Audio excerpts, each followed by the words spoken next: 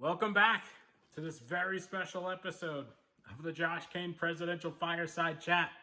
The only ex-living president that I'm going to be doing.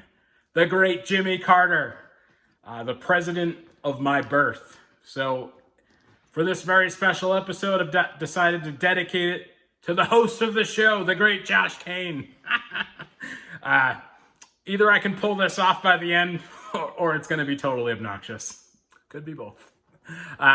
So Jimmy Carter, elected in 1976, just serves the one term.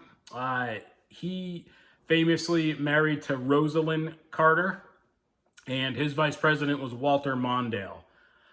First, I want to say, I loved Jimmy Carter. I feel like it's one of those things where he's maligned historically, and it's totally unfair. And hopefully by the end of this episode, you'll feel the same way. But he's a great guy. And I say something in an earlier episode number 6, the late, great John Quincy Adams. I said he was the smartest president. I want to amend that and add Herbert Hoover and Jimmy Carter to that list. Jimmy Carter is like a Renaissance man, scientist. I mean, he's a good guy. And I think we all need to read the book I recommend at the end. So he's the only president to graduate from the U.S. Naval Academy in Annapolis.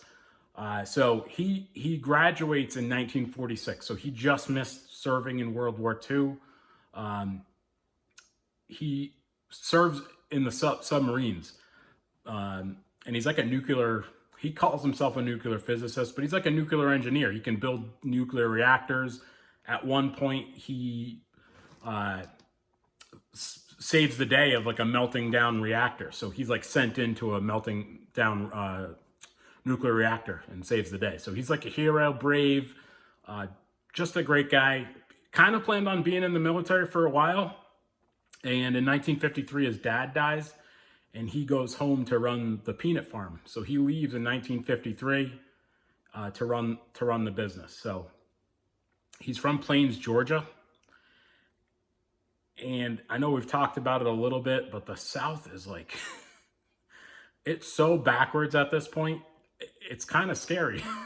So he's in Georgia, running the family farm, the peanut farm, and he's probably pretty progressive. He certainly is progressive, but at the time, like, if you spoke out or did anything, not only would you be not electable to anything, you were actually putting your life in danger. I mean, certainly your business, would be in trouble if you were supporting any type of civil rights or anything. So he has kind of a spotty record to at the beginning. And I feel like he sort of like makes up for it the rest of his life once he, gets into higher office. So, it's one of those things where having to find that balance, right?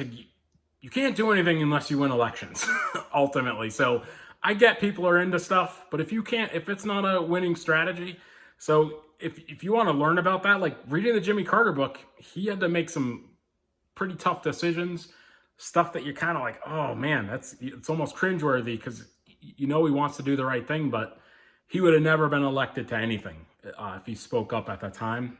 So he does spend 4 years in the Georgia legislature, and then he wins one term as the governor of Georgia in 1970. And at that point, he does start to make up for what he had done, avoiding civil rights, appoints black people to, higher up positions in the government, and, makes himself basically not that popular in Georgia. But then when his term ends in 74, he actually just spends the next 2 years running for president. So he's definitely an outsider, not a Washington outsider.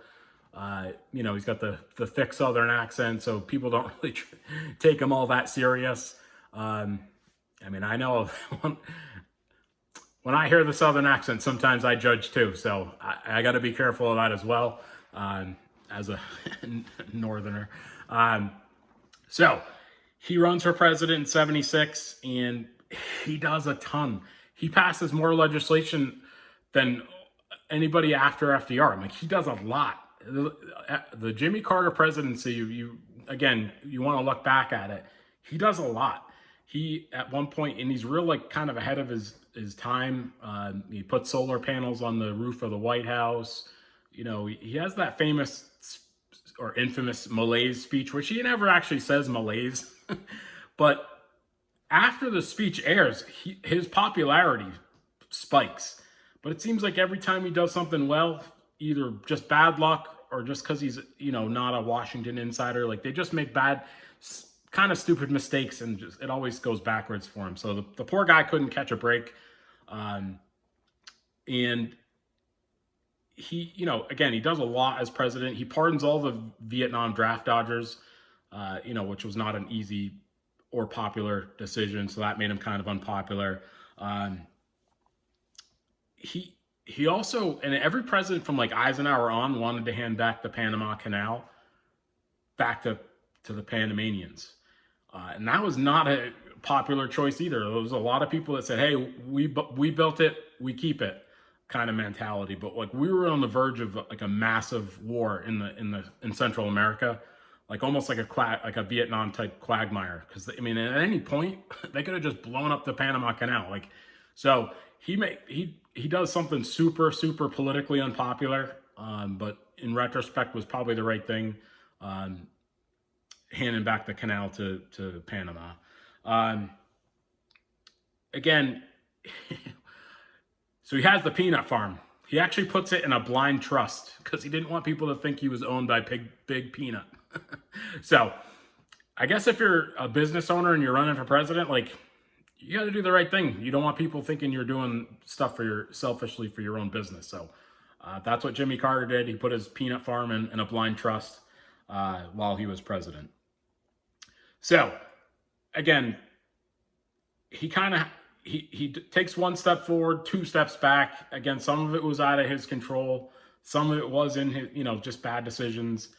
He's like an engineer type, so he's real smart and doesn't put up with a lot of nonsense. Like you see him now, you're like kind of like a jolly good fellow, but he was a tough guy, tough taskmaster. And again, always the smartest guy in the room.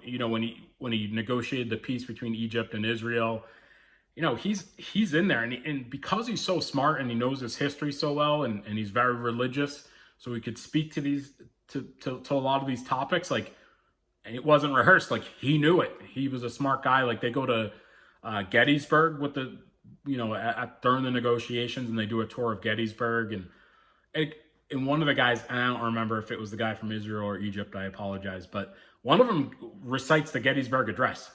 So it just goes to show you, too, American history is important all over the world.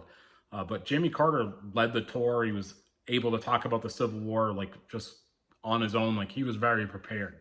I like being prepared. So he famously appoints Paul Volcker to the head of the Fed. So, again, back at this point, Carter takes over a presidency our country that's in complete spiral. We have the fallout from the losing Vietnam War and the Watergate and all this. So it's like he's in a really tough spot, and the economy's not doing so good. Inflation's super high. He appoints Paul Volcker the head of the Fed, and it's one of those things where eventually, Paul Volcker does a lot of stuff that's unpopular, especially hurts Carter for his reelection in 1980. And it's interesting when you think about if he had appointed him a year sooner, maybe he wins re-election in 1980. And if you appointed him a year later, maybe Reagan doesn't win in 84. So, Paul Volcker turns the economy around. It takes a while, but eventually it turns around, but it turns around for Reagan. So poor Jimmy Carter. And then obviously the Iran hostages, again, we could get into the weeds and go on and on about the Iran hostages. Was George Bush secretly negotiating? It seems like there's a lot of smoke. I don't know if there's fire or not. It's poor Jimmy Carter. I love Jimmy Carter. This book, if I had to make a top 10 list of books that I've recommended throughout this show, this is certainly one of them. It's just terrific. So let you in on a little secret. This book just came out 2 weeks ago.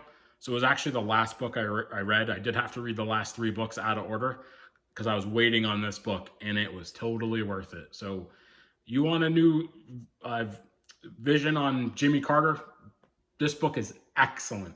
Excellent book. You won't be disappointed. All right, so I don't have a specific travel recommendation for Jimmy Carter. His library's in Atlanta, and I've never been to Atlanta, so I have no idea about it. I'm sure it's terrific, but I've never been to Atlanta, and I think, according to the book, he's actually going to be buried near his home in Plains, Georgia. So I've never been there either. But if for a specific Georgia recommendation, Savannah, Georgia is terrific. I know people carry on about Charleston. I don't even understand that. Savannah, Georgia is 10 times the city of Charleston. That'll probably be a pretty controversial comment. I don't care. Savannah is terrific. All right. So, again, it's because I don't have specific travel recommendations for poor Jimmy Carter, I thought I'd show you a picture. So this is a picture of the United States. It's a big map. It's actually a map that I own. It's my most prized possession. It's probably like a 3-foot by 4-foot map that I've actually had framed recently. I've owned this map for like 20 years. And I keep track of all my road trips and all the places I've been. So I just stare at this map like all the time. And I always walk away with at least a half dozen great ideas for travel trips. So if you ever need advice for travel, you can always refer back to that map because I've already been everywhere. I've been to all 50 states. So they're terrific. So if you need help with planning a trip, I'm your guy.